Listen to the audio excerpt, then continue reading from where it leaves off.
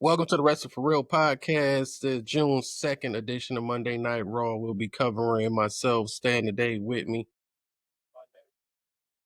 Post-show review, all the reactions and everything. We'll get right into the show.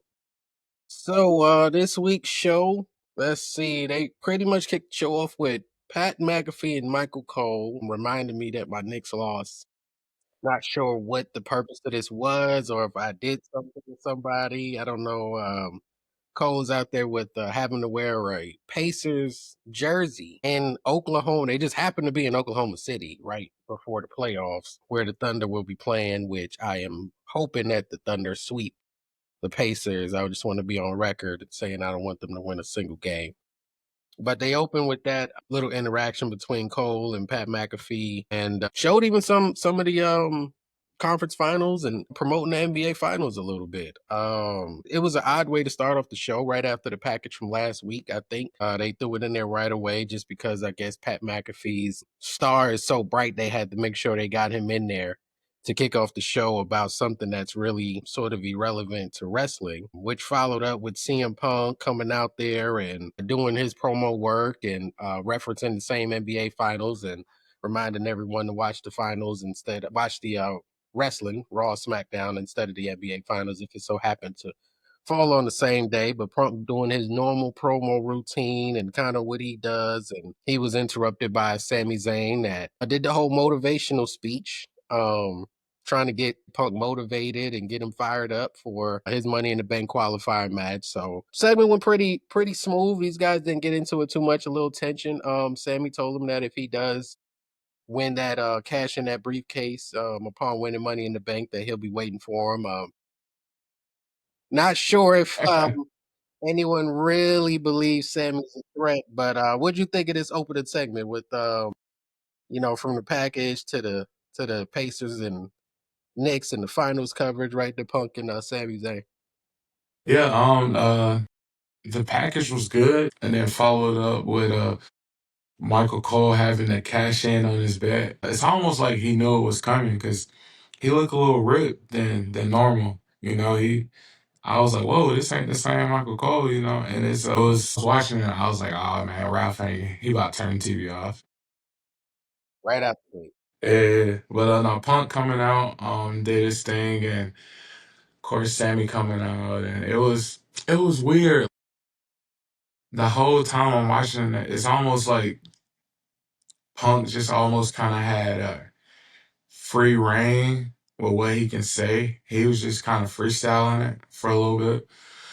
Then Sammy came out. It was just like two friends talking. Just like, I'll be waiting on you on the other side. I don't know if we will see that. Probably not. Because how crowded it's gonna get.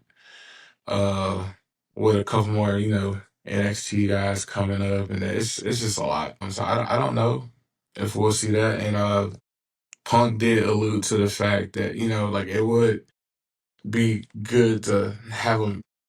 He alluded to the fact that if he got in, it would be good to have a match against my friend Jey Uso, but it would be even sweeter to run it back with that one. I do not like John Cena, mm, but nah, it was a I don't know, the opening, it was kind of weird almost. Like, yeah, I don't know.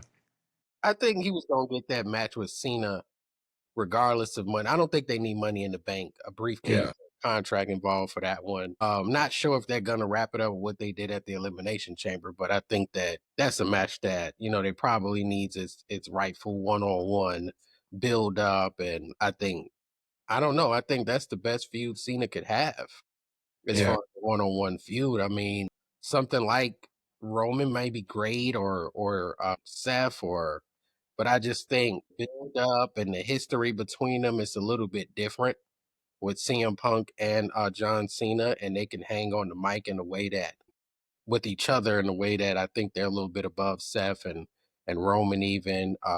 Not sure based on what happened with Cena that he's gonna do anything with The Rock. So I guess that's his friend. So I think I think we're gonna get that anyway. At least I'm hoping. I'm not sure when they're gonna get to it, but I do think we got a chance to get that one anyway. So Sammy and Punk cashing in, winning it. I don't know if I see that yet because I don't think he needs it. I don't think it even makes sense to give it to him, but I also don't think that Sami Zayn is going to be the one waiting anytime soon.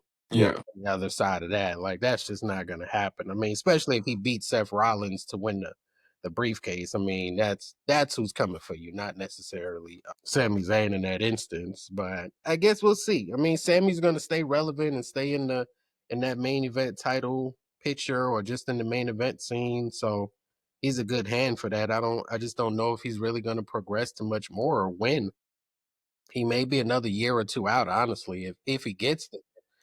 You know, Cena's got to go away, and maybe somebody has to go away. I don't know, but it's definitely going to be real tough for him to really crack that code and get to that top. But after that, they had the Ladies of Judgment Day, if we can call it that, with Roxanne, Raquel, and Liv Morgan backstage, and Roxanne just trying to find her foot in and see if she can get in where she fits in. I don't think there's another prominent main event level faction that's had women really in it recently, Nah. and they have three. So what do you think about? Can any other faction use the ladies, or is it too many women with this one, or what are you thinking about the? I don't know. They're teasing like a split soon, I feel like. But yeah, as of right now, I just don't see another like faction on that level. Mhm. So it's like and I don't see another group that could use a female to like elevate them almost as far as the story sense as like Judgment Day is getting elevated right now. Right, right. Yeah, I don't know. I don't know, and it also depends on who. You know, it's not a lot of them just available right now to even move around and go anywhere and be a part of anything, be it the bloodline or be it what Seth got going on. Those are probably the only two that are really in that main event picture as far as factions are concerned. So not really sure, but right now it's definitely a split brewing. Yeah. If not, I'd be pretty surprised that they hang in there for a long time. But do you think they're ever going to invite her in and then there'll be a split? Or you think it's just never going to work and it's just going to split apart? How do you? I don't know if they would invite her in because it's kind of weird. Like, like Liv is kind of playing the role that Rhea had, and Raquel is playing the role that Liv had. So it's like I don't think like it would happen as far because Liv is she got her guard up, of course, and all that. So I don't think that it would happen per se. And plus, who would Raquel really doesn't have like that person. Not Raquel. Roxanne doesn't have that person like Liv had with Raquel. Because I mean, the only kind of tag team partner that she ever had was, of course, Cora Jade, who's no longer with that. OnlyFans Elena is what she's known as now. So I'm not sure if I really. I don't know. It's something different about an OnlyFans situation. And people migrating over there. I don't know how much legs that's going to give her, but I guess it's something, in the meantime. I'm not sure what she's got going on, but uh, I did hate to see Cora Jade go, so Yeah. but at least Roxanne so far is thriving right now. After this, we had Stephanie Vaquer package leading into her match with Liv and Ivy Now. Stephanie did, to my surprise, lose the NXT Women's Championship to JC Jane, which I'm gonna be very honest, I didn't know who JC Jane was. I mean, What? I've seen. I guess she just didn't stand out with Fatal Influence and all of that. It wasn't one that really got me like that. I just always looked at the whole, not necessarily the sum of its parts in that case.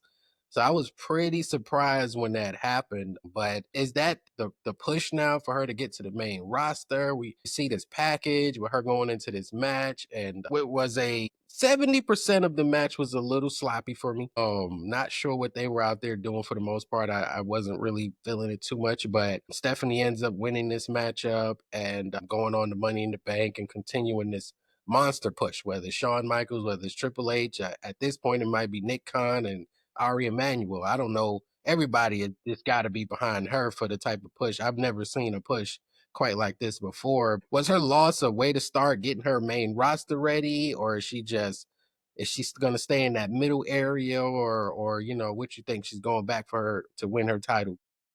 Nah, Tiffany's probably gonna get pushed to the moon. When I her losing to JC Jane, it was shocking. But then I'm one of those fans that's always like, "Hey, give me the shock." So at first I was like, "What in the world is this?" I was like, "You know what? That's what I asked for, a shock." Like it was weird for a lot of fans because for her to beat Jordan Grace and then 2 days later to lose to JC Jane is kind of like, okay, so Jordan must be coming up too then, because why not just have her drop to Jordan? But yeah, I mean, Stephanie, she's getting the push. They see something and the fans take her well. And I do like the fact that they let her kind of mix English and Spanish Oh, until because I mean like Penta does that too, but uh, Penta can deliver in English better. uh, So it's just like till she gets comfortable, till she, feel like she learned enough where she can connect with the crowd in English. But for me, I'm just glad they're letting her do both because that way it can like showcase a lot of her talent. And plus her whole persona is like La Primera, so you might as well go ahead and do some Spanish in there too then. So do you think I felt like the Spanish just came off as very heelish to me. Yeah, it's weird. Her whole presentation is hellish. Yeah, it just I don't know if it's just a foreign language or how she is, but I was thinking in that moment, like, man, is she Yeah. really gonna be a better heel than babyface? It's just like how it's how, because, well, like, Damian Priest, Mhm. he's supposed to be a babyface now, but his presentation is heel. It just feels heelish to me. And Is when it he does, sort of goth yeah, type of the I cloak? think like Rey Mysterio is probably the only one that does English and Spanish where he doesn't. When he said does Spanish, he doesn't come off as a heel. He comes off as a babyface. Well, he's also 4'6". So in reality, the difference might be the fact that he's very colorful. These people that do it, They're they be dark really characters. blacked out. Yeah, they be blacked out. So I think when you have all the colors and you do it, it's like, oh, Yeah, we're good. It's festive. Like it yeah. feels happy. But Because then, even Penta, bro. yeah, it's.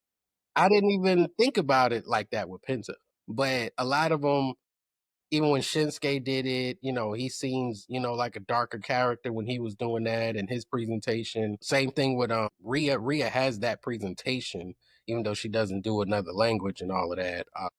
But yeah, I was just thinking, like, man, is Stephanie gonna be eventually a better heel than a baby face? And is that what the company wants based on how they're pushing her? I don't know. Seems like Yeah. they're trying to push her in a baby face direction, straight to the moon, as Booker T would say. She got in her move. I forget the name of her move. I know, yeah. Booker T's favorite move. Yeah, yeah, yeah. Kisses or death for kisses or it was something like that. Pat McAfee tried. Not Yeah, quite. it don't come off the same. Yeah, sometimes and now she doesn't have Booker, so I don't know if that's going to sell the move quite as much. But does this make her, based on what you've seen from NXT and even that presentation she had before the match, is she the favorite for Money in the Bank? I feel like she could be the favorite. She's not the person I think's gonna win, but I could, if she won, I wouldn't be upset. But I feel like, granted, I mean, I feel like it's too soon. I mean, she just got there, but the way she's been presented to us, it's just like she's here to dominate everything. Nothing has been too soon for her. She was a double champion.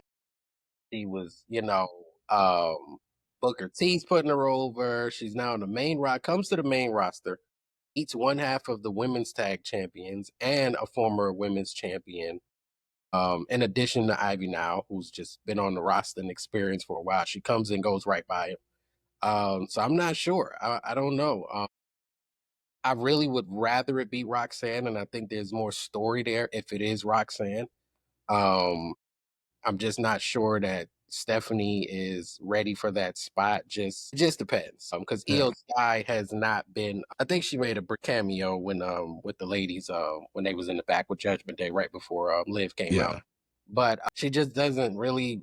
She's just not moving much of the needle right now. And I always compare her to Tiffany Stratton because I feel like she's somebody they're really getting behind and feel like they can push her. Now, if they keep making the title that Io Sky has look kind of secondary to it, which it feels like right now, then I think it's up for grabs for anyone to get it, including someone like a Stephanie. But if they're trying to push them the way that they're trying to make Tiffany Stratton sort of the more of the face of the division, then they might pivot to more of a Roxanne or someone like that who may come off a little better at being that. But they definitely love Stephanie, so I can't put it past her. But I wouldn't mind seeing Roxanne win that championship. I mean, win the Money in the Bank, and somehow Liv Morgan ends up back with the championship from Io Sky, and this story just starts to write itself at that point. Yeah.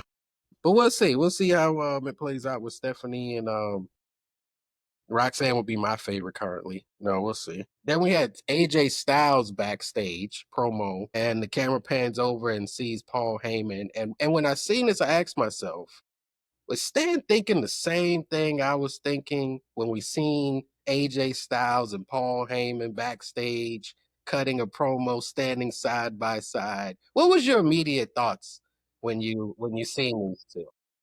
It was a few, man. It was weird, and then I had some flashback moments. But it was for me. I was like, because it's almost like he was trying to get him to join the group. Mm-hmm. I was like, is this really about to be that Ric Flair? That was my that was my thought. I was like, is he about to be the Ric Flair group, and Paul Heyman just gonna be the one to pull all the strings? What was yours? I was reminded of the feud that they had, or what AJ said very publicly about Paul Heyman some time ago. And I think he had some run-ins with the Bloodline, but never directly. It felt like I just couldn't remember him directly interacting with Paul Heyman in that way. Well, then he alluded to that at the end too, with what he said When he when he was like, and he said, yeah, AJ was like, you know me pretty well. I know you pretty well, so you know what I'm about to say. But yeah, it's Yeah, I initially I thought he might be trying to recruit him as well, and then it kind of was all okay. He's just threatening him, as he says. So I don't know. A part of me wouldn't have minded going either way there, as far as a recruitment or a threat. I was like, okay. But anytime I see Paul Heyman, it's just you just don't know. You don't know what he's up to. You don't know if he's trying to recruit. You don't know if he's threatening somebody. It was definitely good to see them backstage though, but and it gives AJ a chance to do something that he doesn't normally do, which is a lot of the promos and really talking. So I think sometimes we forget that his talking definitely improved since his long ago now TNA days. yeah, He's definitely gotten a lot better in that area, and I think just more comfortable being in his position. So, but it was good seeing those two backstage, and we'll see if any more of that continues. Not sure if it's going to continue, but then we got a Rusev promo of yeah, Sheamus and their history that went sort of coincided with Tozawa backstage with Natalia and Maxine back there with Sheamus as well, and then led to Sheamus having his own promo. We basically almost had three different little segments there of this Sheamus and Rusev situation. They got a little bit of time with this one. Basically, it looked like we're just getting ready for our Sheamus and Rusev match. yeah, Rusev wanting us to believe that he's different than what he was, and he's definitely going to need to do something because it's not a lot of room for everyone. So everyone's got to step up. If you get TV time, if you get promo time, if you get in that match, you got to do your things. What do you think about them building up this Sheamus and Rusev match? oh, that's good. I like how they blended a little bit of their personal history and with it too. I just hope that at the end of this, I hope Tozawa don't get a future endeavored as well, because it felt like Uh, uh, felt like felt like last couple of days, you never know who might get future endeavored, man. Especially if you do comedy, that's Yeah, I yeah, I don't. are you funny? It's my your time might be up. I don't know where TKO is going, but yeah, it's just I just hope, but no, it's gonna be a good feud. I do like how they're blending like real life because they are friends outside of this and they do have a history together. So it's good. They even alluded to Rusev leaving and how he wasn't really there for him when he left. Shane was like, "Hey man, you my boy. You was in my wedding, So it's. Yeah, we almost got an AEW reference. We was close. Yeah, close. I don't think they'll ever do it though. Yeah, we didn't quite get there. Not bluntly, um, but we was pretty close. I don't. I think Rusev's AEW run was as about as good as the first couple of appearances. Like most people, when you go to a promotion, you kind of give that fire up under you, and then Yeah. it may not stick. So that's kind of happened on both sides with a superstars joining any promotion there. But after that, we did get Finn Balor and JD McDonough versus the War Raiders with New Day on commentary. That's New Day's new thing now.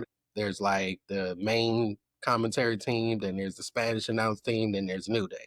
So we're getting those guys out there doing their commentary for this particular matchup, which I'm not even sure was a qualifying matchup. They just had a match.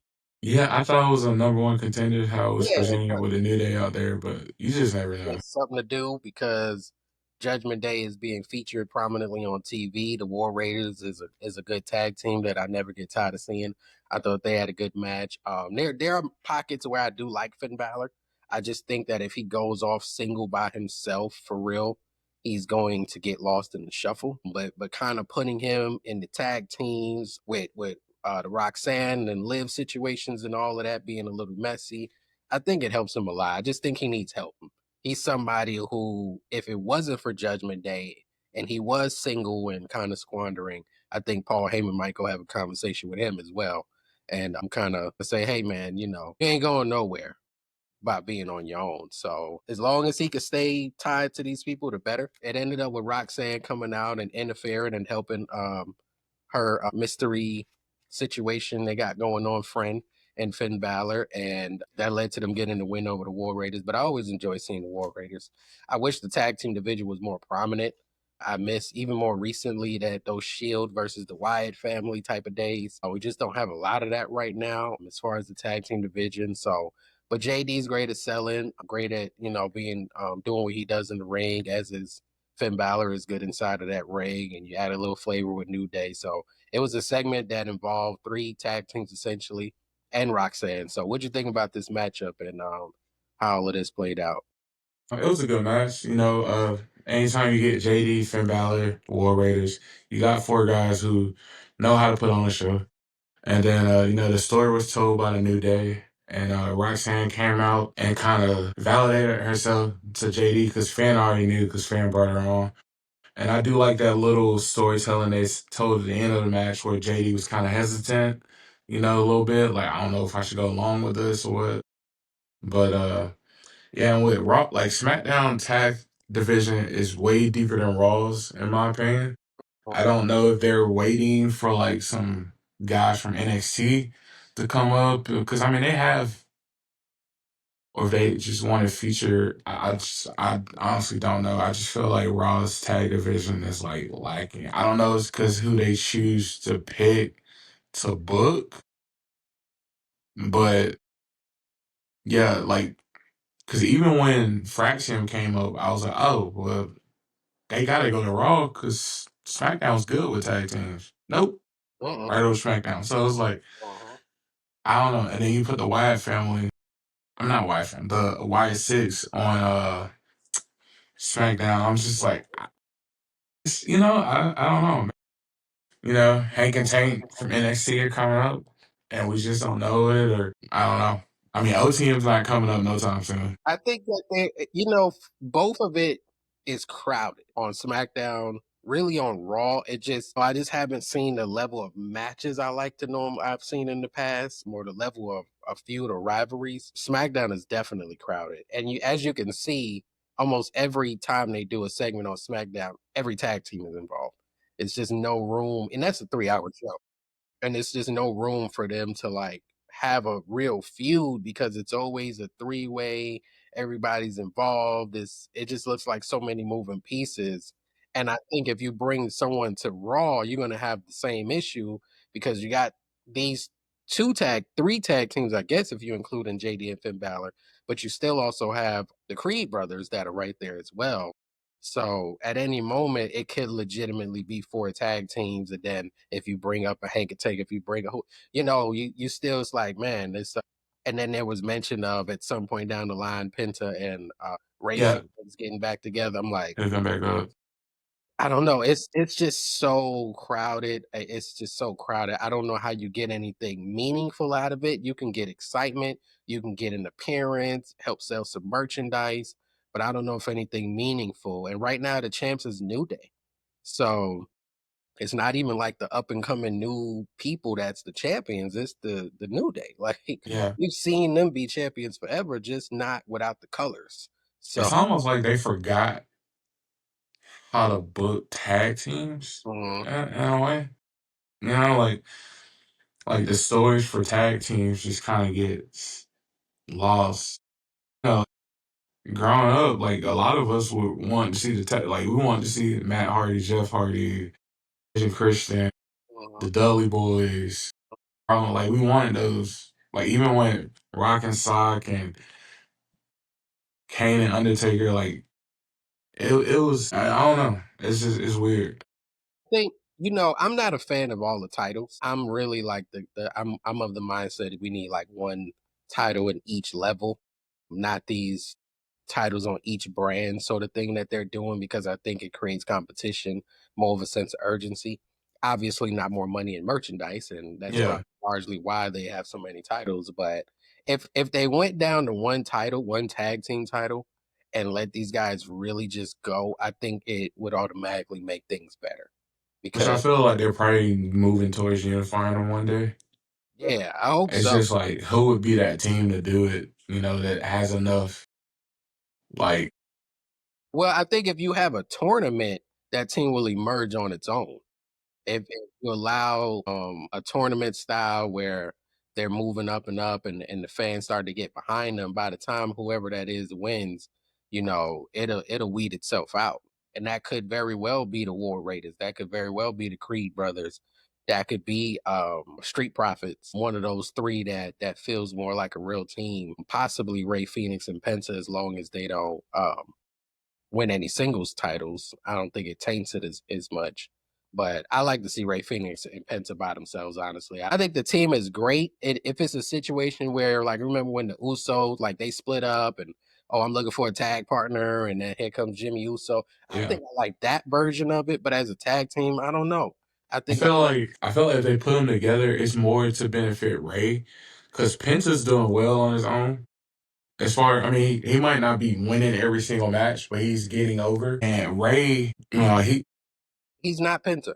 he's just not getting over. Like He's the not. match we had last Friday with Young OG and them two working together, that was amazing. Like we got to see like Ray Phoenix be Ray Phoenix, and it's just like I don't know. I wish he would, but I mean maybe it's just he needs his brother. Yeah, he's not he just comes off as another good luchador style um superstar, Yeah, whereas Penta has a lot more charisma, and that's the difference between them. And he's bigger, so he looks yeah. more like somebody that could be a champion on different levels, as opposed to Phoenix, who just looks like he might fit better into that luchador style and going at it. And, there may be a speed title in his future or something like that. Whereas Penta he just has something different. And that's why I wouldn't want him to team up because now I think it'll dim his light a little bit to team up, even though they're brothers and I mean, at some point they got to get the tag titles just to say they did it in the WWE. I think the WWE will do that for the fans, but break it up real quick and let them have a singles match, and let's see if it brings the best out of Phoenix at that point. Oh yeah, I think those two together, like it would be what we wanted Jay and Jimmy to be. Yeah, yeah.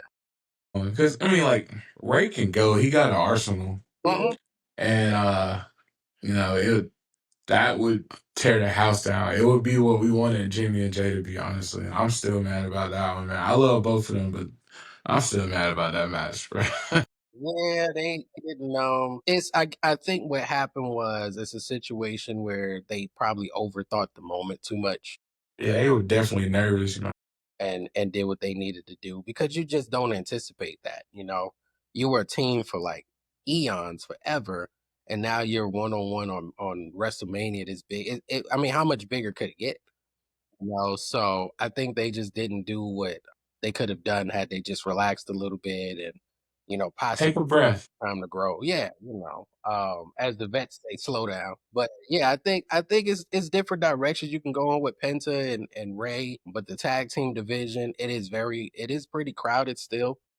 And there's not a lot of segments where you're just getting two tag teams going at it. Even tonight we seen three tag teams out there. And so we still needed to have that presence. So I don't know how they're gonna fix it. If they get to one title and create more of an urgency, make it look a little bigger, find a way to unify those titles, then that I think that would help.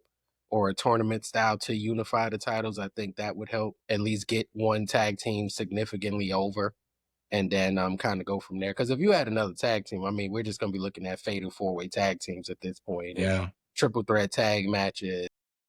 It's almost impossible to get a one-on-one match at this point. It's very hard to get a one-on-one match, and we'll talk about the one that we had tonight, which was shocking to me. That of all the people to get a one-on-one match, that sacred, hard to get one-on-one match, I was just like, wow, who'd have thunk it?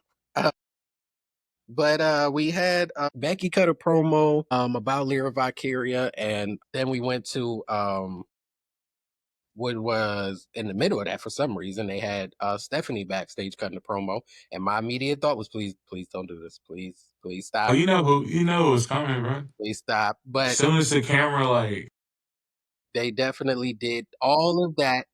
They got me riled up about letting these foreigners cut promos and expose them just so that they can get Rhea Ripley a little bit of shine in the spotlight. Nice pop from the crowd. She's obviously very over with the fans. Despite she really hasn't wrestled in a couple of weeks or even been out to the ring, if I'm not mistaken. But again, this is just another sign that they want us to know that Stephanie is up next, and Rhea is definitely one of the bigger dogs in that women's division. I am excited to see that match though between them two. I didn't realize. I think Rhea's like 5'10", maybe, but I didn't realize Stephanie was that much smaller than her. When I saw that height difference, I was like, oh, Yeah. okay, yeah. I just never really paying attention, I guess, to them being that close. It definitely made Rhea look a lot bigger, just in physical appearance than I was anticipating. Because it's kind of like people be thinking people are the same size just based on Yeah. similarities in characters. And then you see Triple H and Bobby Roode next to each other, and you're like, Yeah. not quite. Well, it's No, only like three women on the main roster there. Rhea, Bianca, and Jade, I think Nia Jax are the taller ones. no, Like, Bianca's not tall. she's not that tall? No, no. She always, she's always wearing heels. Raquel is Charlotte, I mean, yeah, Charlotte, Charlotte, Raquel, Rhea, Nia Jax, Jade. You said Jade. Jade. I think that's really it. After that, it starts to because Tiffany is like a 5'7", so she's more like taller for women, but those So women. that means probably Bianca, Naomi, and Tiffany are like right around the same height. Yeah, they probably in that range as far as height goes. So it's a few of them, and most of them are not the ones that are really running the show. Nia's matches leave a lot to be desired, as does Raquel. So a lot of the taller ones are not the bigger ones, and Rhea's not there, and Charlotte's kind of not been on wrestling too much right now. She's kind of just moving around. So size is not key for the women. They're definitely looking for someone who has the ability to go in the ring or the ability to talk outside the ring and help sell the brand that is the WWE. But then we got back to Lyra's promo, Lyra being in the ring cutting a promo about Becky Lynch. So, like I said, I'm an advocate for this to keep going. Lyra needs to do something. Becky needs to do something. And right now, they should be married to each other for a little while here. and just let's get some stipulation matches. Let's get some first blood matches. Let's get some no DQ, bull rope matches. Let's see Yeah. because the only thing that seems to bring out Lyra Valkyria's mean streak is Becky Lynch. So I don't know if she's going to thrive once this is over, but because I just haven't seen it with anyone else. So maybe she'll have it. And even before Becky, she was kind of almost on the way to a very underwhelming title run with that Intercontinental title, women's title. She was almost on her way. So Becky kind of saved her because she could have got Chelsea. And we see what happened to Chelsea. She lost to Zelina, and I don't think she's coming back to that title anytime soon. I just don't see it. Nah. So Lyra was very close without Becky. So I would keep her there for a while because it's not in the way of anything. A lot of the ladies are focused on Money in the Bank and that main title picture. This one ended with a little bit of a brawl. Some hands was thrown. Both of them got a little fiery. How'd you feel about this segment with Lyra and Becky? It was good, man. We get to see a side of Larry that we've been seeing lately, which is good because I've been one saying that we need to see a different side of her. Mm. I mean, she's doing her best work right now, and I just hope that once, like, however Saturday goes, and if they decide to move on with Lyra away from Becky as still the champ, I just hope that she keeps that, like, she remembers this and keeps that with her because it'll like I'm looking at her in a different light now. I'm looking at her as like, man, maybe, if she can grow from this, we can progress to something else. Before I was just like, I don't know, but I'm starting to see some different stuff out of her, which is good. Cause I was getting nervous for her, cause she's a great wrestler. It's just like the charisma part was killing me, and I was getting nervous. And now I'm like, here we are.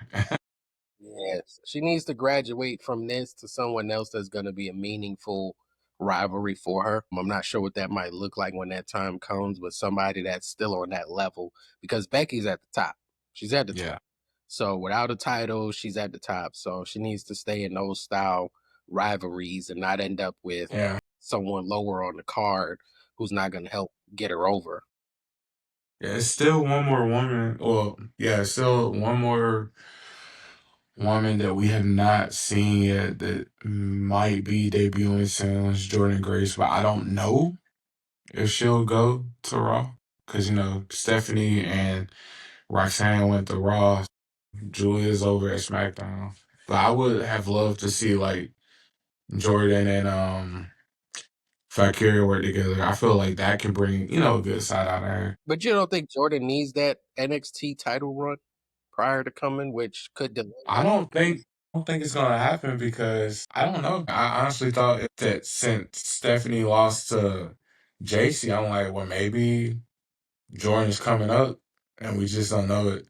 Maybe they got some plans for her on coming up because unless she's the one to take it from like JC, but I'm like, that means she would be in NXT for probably another year.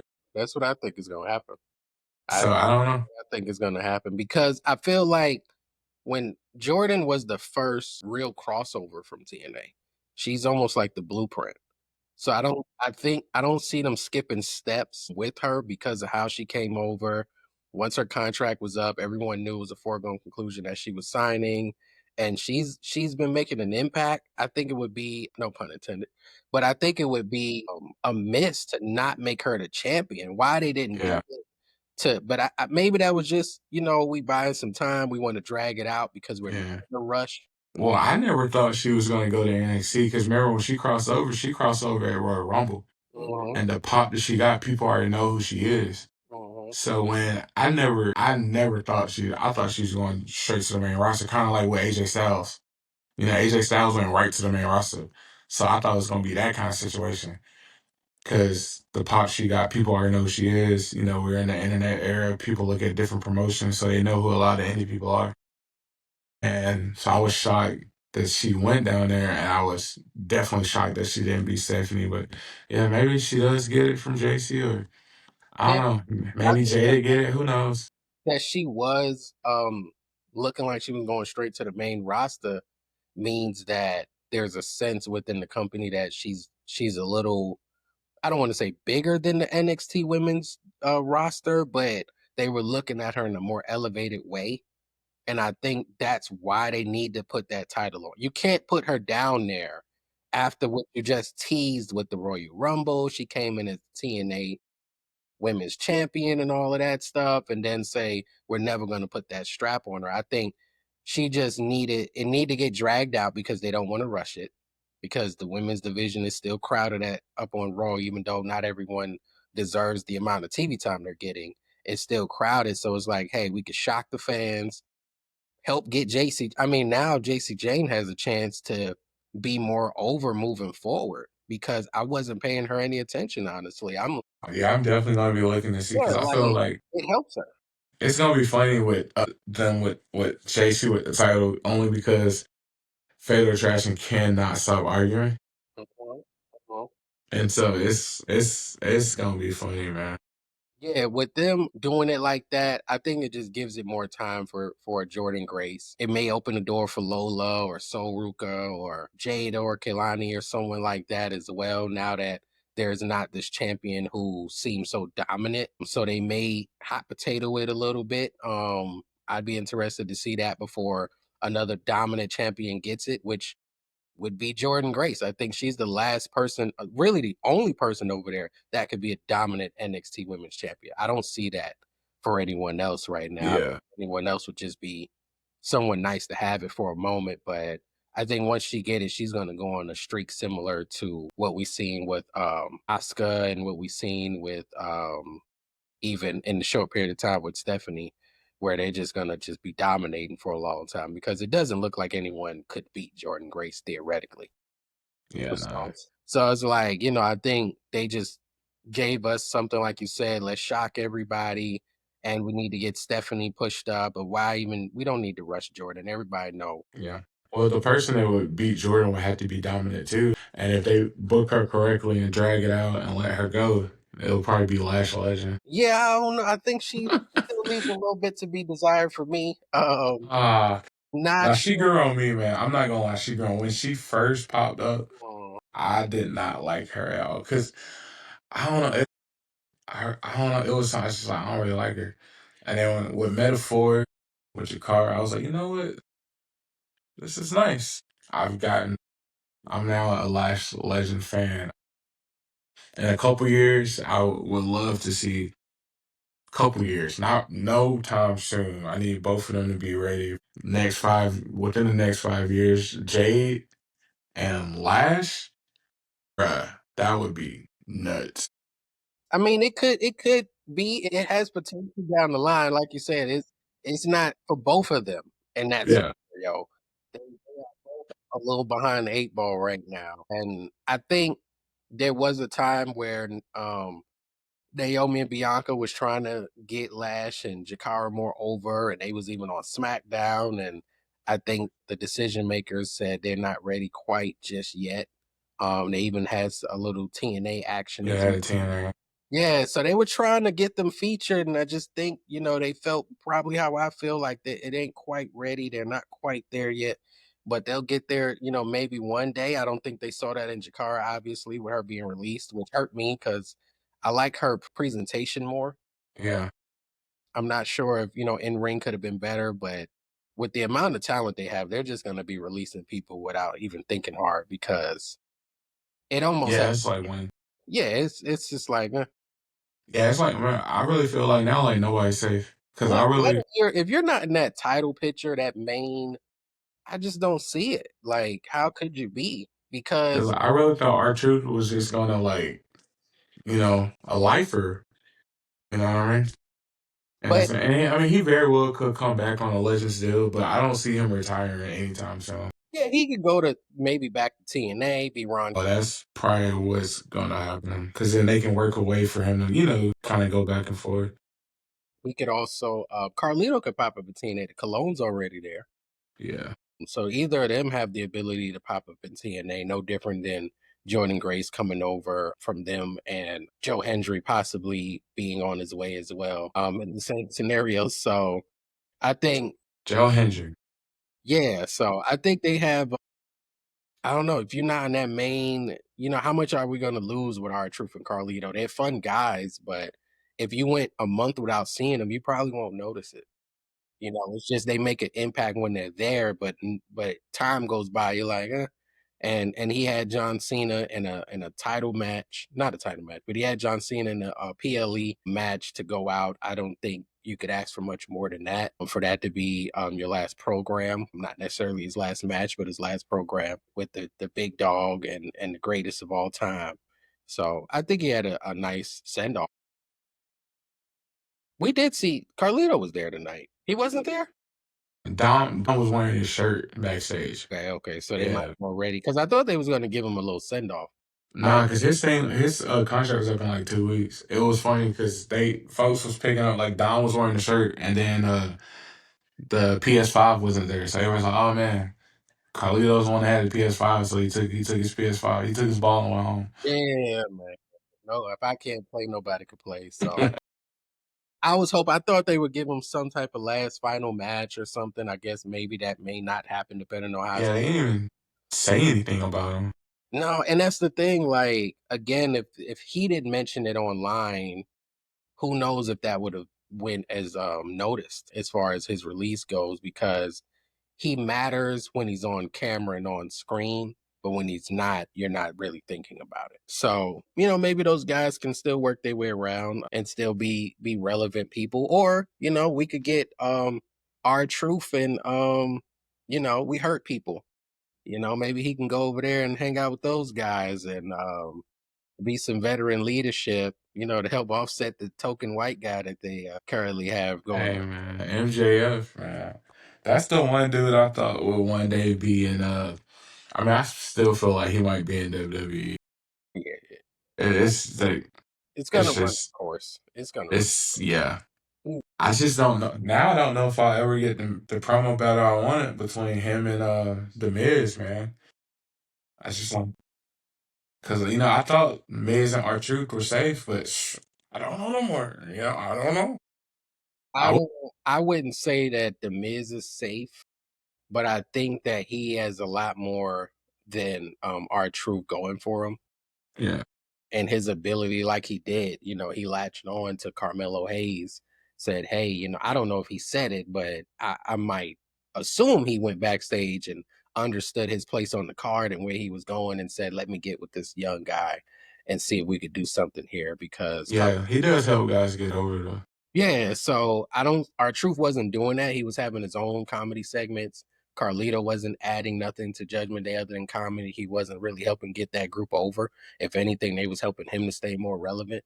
So I think with the Miz helping out that generation, not to mention the Miz will be on those different training shows and reality shows, and so I think he's a lot safer than our truth. But so we still may get it. He just needs a couple more years, and the Yeah, moment MJF comes over, he's got to do it right away because the Miz time because might be ticking.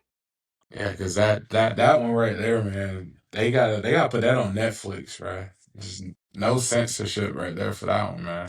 Yeah, that would be. I mean, as long as MJF stays over there for the next however many years, I'm not sure what that contract is, but it's going to be a lot of feuds waiting for him. And he's almost already ran his course with AEW. I mean, if Yeah, it wasn't for WWE guys coming over there, what would he realistically be doing right now? yeah, Wasn't for that hurt business, because now he has that. Then there's the eventual feud with Bobby Lashley pending, possibly even Shelton Benjamin.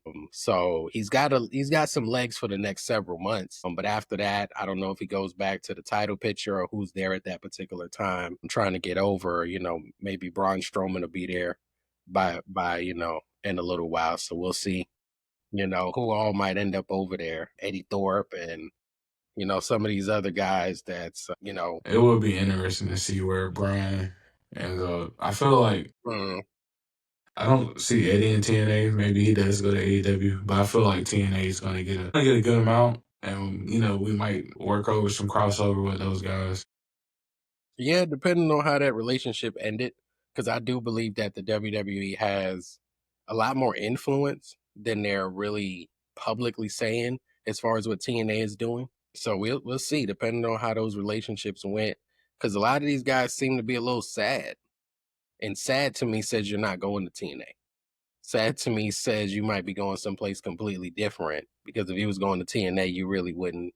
he's like, all right, we still kind of right here with you guys. So we'll definitely have to see if they're able to do that and revive their careers. After that, we got another promo by these guys constantly wanting to remind me about what the Pacers did to my Knicks. They even gave Tyrese Halliburton a shirt with the choke Yeah. celebration on it, which was just he used it wrong. First of all, just for the record, he used it wrong. He used it early. It was unnecessary. He's no Reggie Miller, but he did get a shirt, which is just ridiculous. I don't even understand this. Why are they even promoting this foolishness, knowing that um are going to be on a different network? Let them have it. It's that long-term storytelling, man. Yeah, who would have thunk it? Who would have thunk it? So Triple H knew the script the whole time. yeah, man, definitely. WWE is becoming the Simpsons all of a sudden. After that, we had Jey Uso and Sami Zayn coming out through the crowd to go against Bronson Reed and Bronson Reed and Braun Breaker. About to say Braun and Braun again. This match was I thought it was a high level tag match. Not necessarily two tag teams, but four guys who are definitely hovering around that main event picture. Yeah. Rightfully so, some by association. So it definitely was a high level match that these guys had, which I wouldn't have been mad if it kicked off the show versus what actually kicked off the show. But these guys had a pretty solid match here. It definitely some interference came from Seth Rollins and CM Punk coming out there, and Seth Rollins had like the bell bottom look on, and there was a shot where he just looked like Fandango at one point. I just started like, wow, he looks a lot like Jeez. yeah, it was like, whoa, what is he? Okay, and he wears this stuff all the time, but it was just something about the way the outfit came off tonight. Where there's nothing wrong with Fandango. He had his moment as well, and he's doing what he can in TNA. But yeah, I thought it was a nice high profile match. Once again, it's a crowded roster, so a lot of these matches are going to be mixed tags, or tag matches, or triple threats and fatal four ways and all that kind of stuff. So this was no different. But what you thought about this match and this that they had? It was good, man. The entrance Mm. for Bronson and Braun was like amazing. How they blended the sirens into it. I was just like, yeah, and then Paul, everything. It was perfect. That entrance. If you didn't know any better, you might have thought they was a real actual tag. Yeah, yeah, that was perfect right there. It was just, and then it's those two dudes with how big they are and how they move and just it's just like they just do things that guys should not their size be doing, and it's crazy. But it's like it's. I'm just waiting. I'm love how this is gonna go. Like how it's gonna cook. I don't know how long they're gonna stay together, Mm. but I'm enjoying it right now. And yeah, the match was good. It was. I knew we weren't gonna have a winner. I knew at some point Seth was gonna come out. I also knew at some point CM Punk was gonna come out. So it was, they just gonna be telling that story forever. Like they just gonna go until like either CM Punk has the title or Seth Rollins has the title, and then that's when we'll finally get them and their head on collision. But yeah, that story's just gonna go forever. Yeah, there's it's so much story here to be told, and we know that when it's the main guys and the headliners and the main event players, that it's a lot long term. So we should expect to see more of that. So with these guys, after that we had Judgment Day and in cutting their more usual backstage segment with a heavy focus on Liv and Finn Balor, and Finn just being his messy self that Liv seems to be catching on to with the Roxanne situation and wanting Roxanne to be in the corner of Raquel, which Liv quickly vetoed for probably for good reason. But yeah, they again sort of teasing a little bit of a split, but it's kind of getting to the point where who's gonna be the baby face and the heel on the other side of this split? I'm starting So so confused. like I feel like it would be so I feel like Dom, Liv, Raquel would probably come out the babyface. More or less because Mm, Dom is already, I mean, people love Dom. mhm. Liv, since she's going through the same thing that Rhea went through, I think they're thinking that, oh, okay, she'll just come out as a face just because of that. And then people would sympathize with her more because Raquel came and kind of took your stuff. And because I mean, even in this backstage segment for the night, like the demon lunchbox is sitting right there. It's just like every time they have like a Judgment Day backstage segment since they've been teasing like Finn kind of leaving, it's always been some remnants of the demon character in the background. So I feel like, Finn is going to be, of course, your heel. Roxanne's going to be the heel. It's just like, where does JD go? Yeah. Like, does he side with Finn who brought him in? Mhm. So He has to follow Finn, I think. He has to continue riding with yeah. Finn. Or maybe they just they just make it a custody for JD on the pole ladder Yeah, match. the Shark Tank match, JD McDonough, because he cannot be by himself. It would do him no favors at all to be by himself. So not as too crowded for that. Then we got to the promo with another usual backstage promo, Karrion Cross with Sami Zayn, and at some point we're gonna get like a back one of those dark side of the ring stories as to why Karrion Cross is not in the ring, and some podcast 10 years from now, maybe it'll be us with the scoop on why. There's got to be a payoff somewhere. I don't see where the payoff could come from or I how. don't know. I just don't, because he's interacting with so many different people. One minute he's messing with New Day, or the next is the stuff with Sami Zayn, and I don't know if Sami Zayn is going to take heed to turning heel. Honestly, I think that might help him more than remaining on the babyface run that he's on. But we did get a Karrion Cross sighting, and him trying to, I guess, enlighten Sami Zayn that he's really a bad guy. So, what do you think about the possibility of Sami Zayn being a bad guy and Karrion Cross still hanging around backstage? Oh, it's probably gonna end up being like Sammy, of course, like turning heel on Jay, and probably Karen's gonna be right there. See, I told you so, kind of thing. I don't know, maybe like them two work together for a little bit, but I feel like Sammy's gonna be the one to turn, and Karen's gonna be the one to bring that out of him. So I don't know, because Sammy really doesn't need a manager. Karen doesn't really need to be a manager. I don't know if they like. I don't know. I want to see Carrie. I almost think he's like injured and they just never said anything Could be, could be, could be. because he's like nowhere near ring, nowhere near taking any bumps, like nothing No, at all. no. And so, because I mean, when he did the podcast promo, everybody was just like, "Oh, okay, yeah, this what we want." Shirt went sold out, but then it's just like, "Well, we haven't seen him wrestle, so y'all kind of proving him right." So it's just like I don't know. I don't know. Yeah. I guess it's a wait and see for Sammy to turn heel or for Karen Yeah. Cross to get in the ring. It's like the slowest.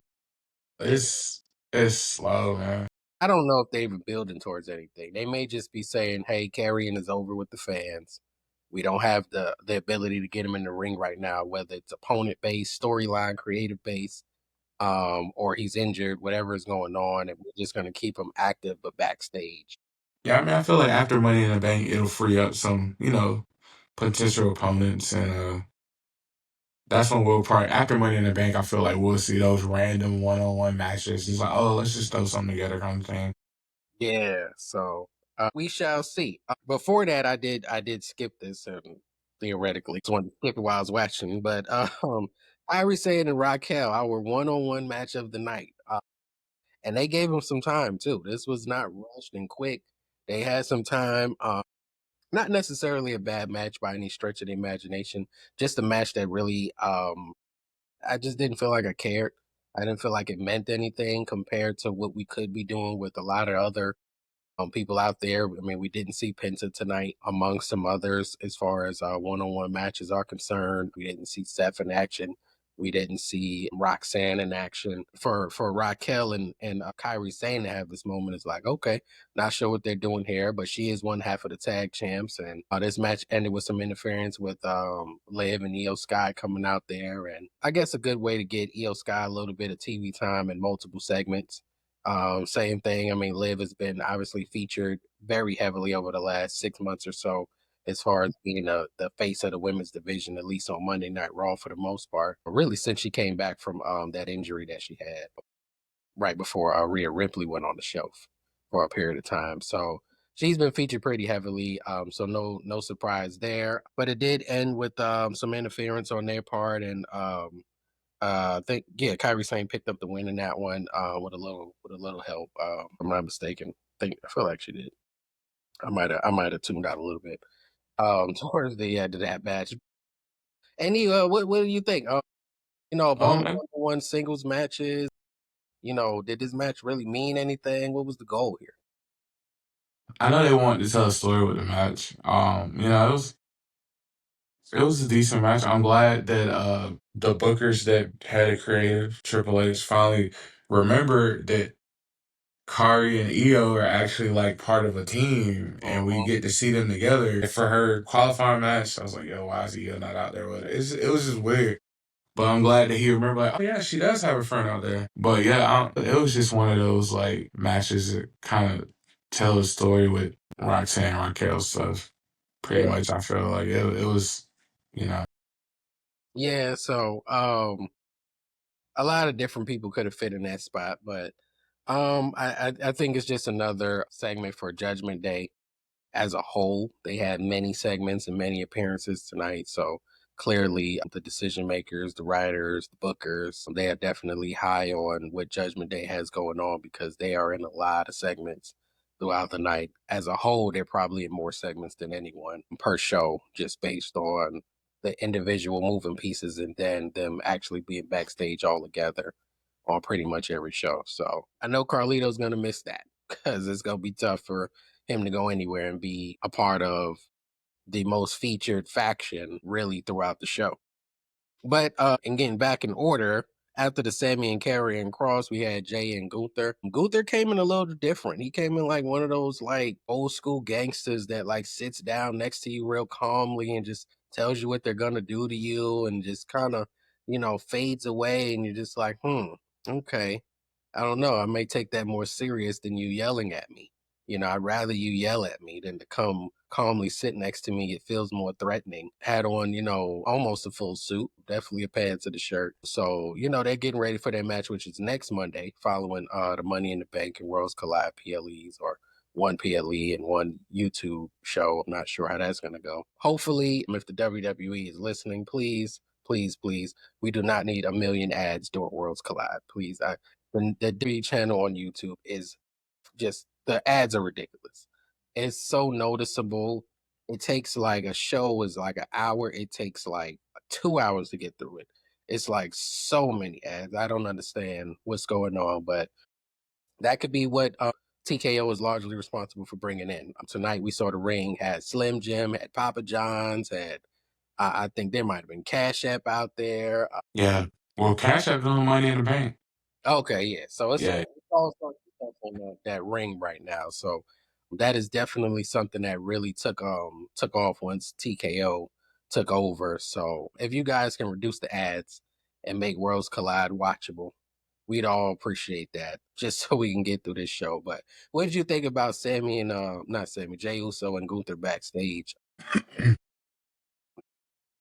Oh, it was good, man. It was a way for Gunther to tell Jay, like, hey, don't forget, you might have a lot going on, but I'm next. Hmm. So while you doing all this, don't forget, we still got to finish our business.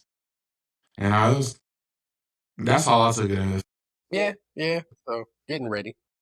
I guess for them, this is the go home show. I don't know. Next week. Maybe we see the return of Ludwig Kaiser because he's just like MIA.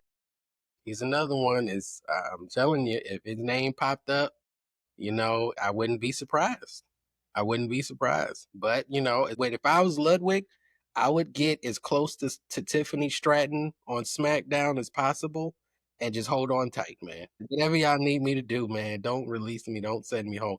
Get me off of Raw, man. Let me go join my lady and get out of here because it's the worst thing if she breaks up with him, it's over. He's done.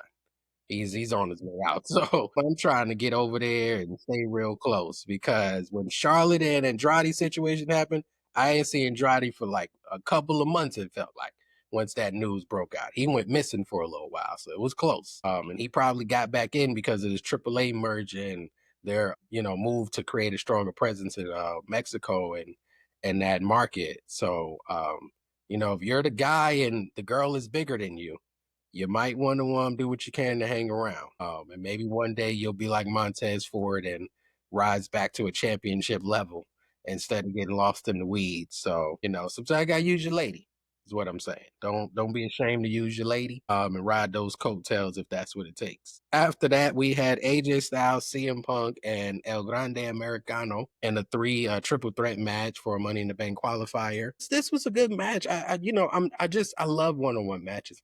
I'm a big fan of one-on-one matches, so it's always hard to get into triple threats and fatal four ways and so forth. But I liked seeing all three of these guys. When this match was announced, I was like, wow, this feels big. Like this is a bigger match than um, Monday Night Raw. It just felt like we're just throwing this kind of away. El Grande has been putting a lot of guys over. If you truly believe that's Chad Gable under there, we don't know. I don't know. But he's been prominent.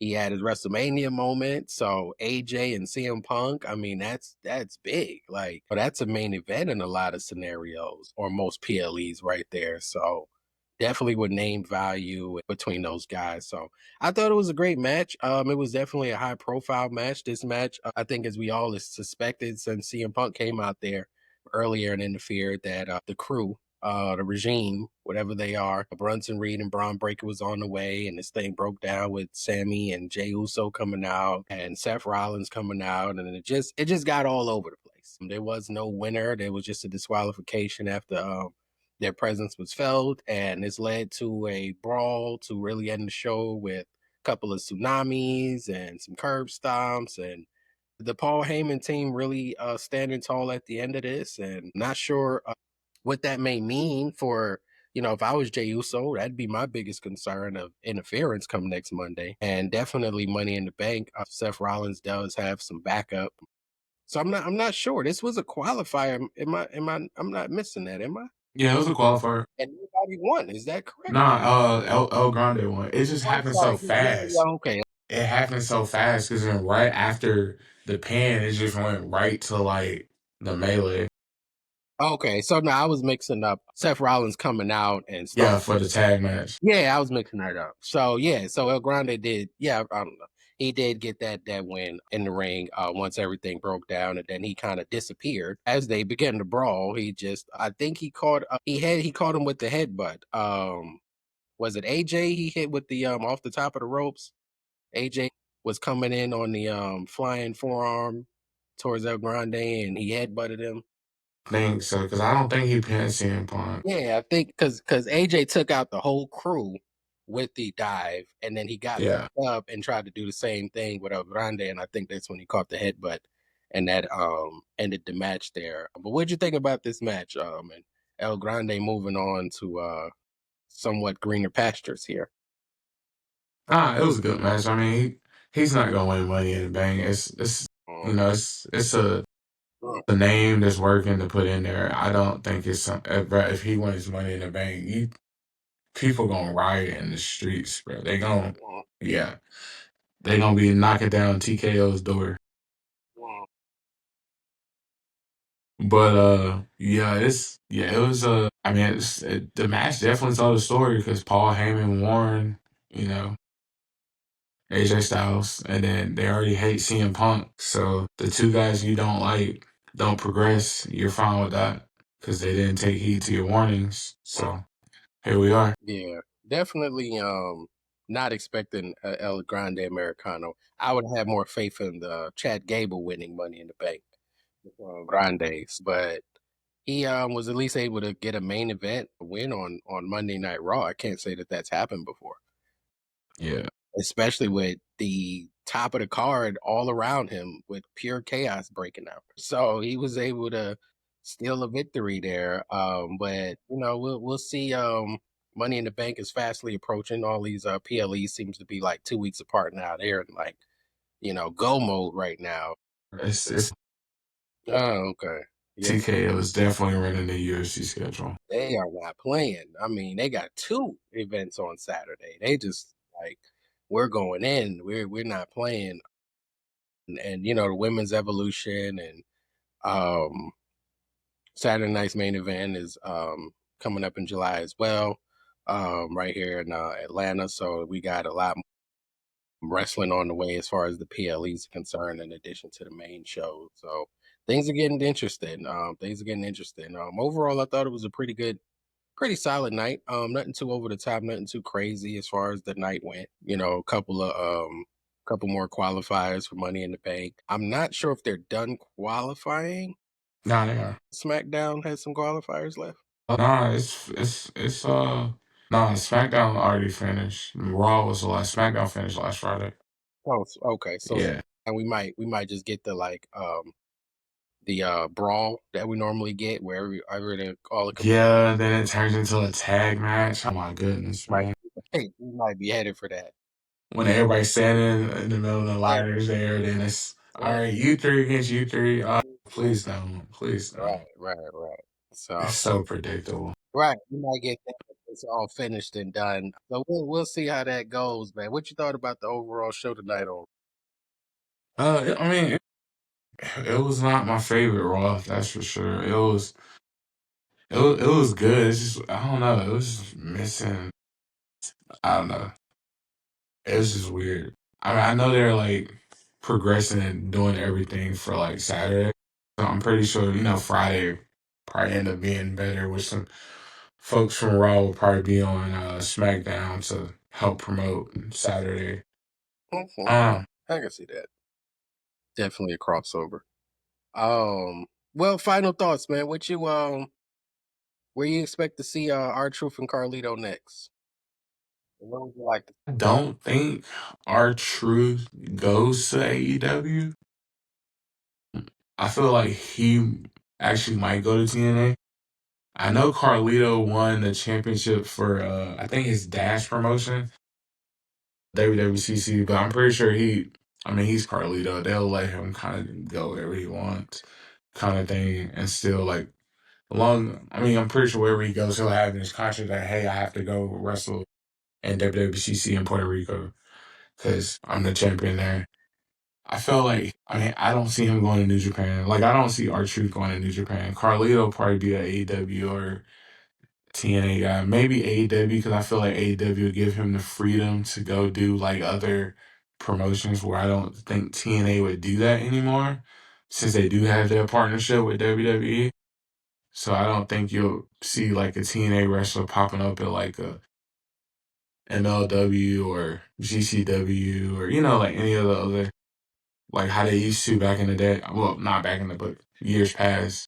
I don't think you'll see that anymore. Okay. Well, we'll be looking forward to seeing our true friend Carlito pop back up. That was definitely the big news over the last couple of days with that announcement. Yeah, because I think all the other releases, their contracts expired the first. I know Jakar released, I forgot what the new name is, but she released a video package Mm, on with her new, I cannot remember. I can see that. But this has been another episode of the Wrestle for Real podcast. Definitely make sure you subscribe and continue to follow us, join the conversation wherever you get your podcast. We appreciate everybody for listening in tonight. Hey, stand with me. Stan, I appreciate you tuning in and coming and talking a little wrestling with me tonight. Yeah. Right back at this next week, same time, same place, and just continue to check us out and follow us on these various platforms. And we will see everyone in about a week. All right. All right, man. I'm gonna catch up. All right, I'll see you, man.